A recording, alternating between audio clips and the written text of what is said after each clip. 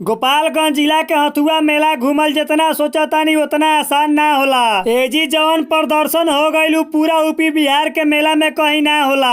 आज हम फटाफट तैयार वार होके अपना फरारी पर सवार होके निकल गई अपना घर से 40-50 किलोमीटर दूर हथुआ के मेला देखे। एजी पहुंच के अपन फरारी लगा के जैसे मेला में गई देखनी एजी घोड़ा से प्रदर्शन खतरनाक होता। ऊपर से नीचे लोग के भीड़ देख के हम आगे बढ़नी तो देखनी एजी एकदम रोमांटिक डांस भी होता।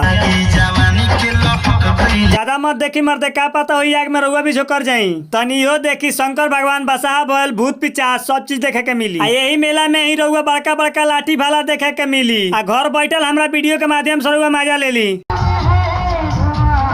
ई सब झांकी प्रदर्शन दूसरा मेला में देखे के ना मिली। मेला में बंटी बबली भी मिलत एक पेक मार के खूब डांस कली। रामायण के पूरा एपिसोड झांकी के रूप में देखे के मिलल जौन की आज तो कौनो मेला में ना देखे के मिलल।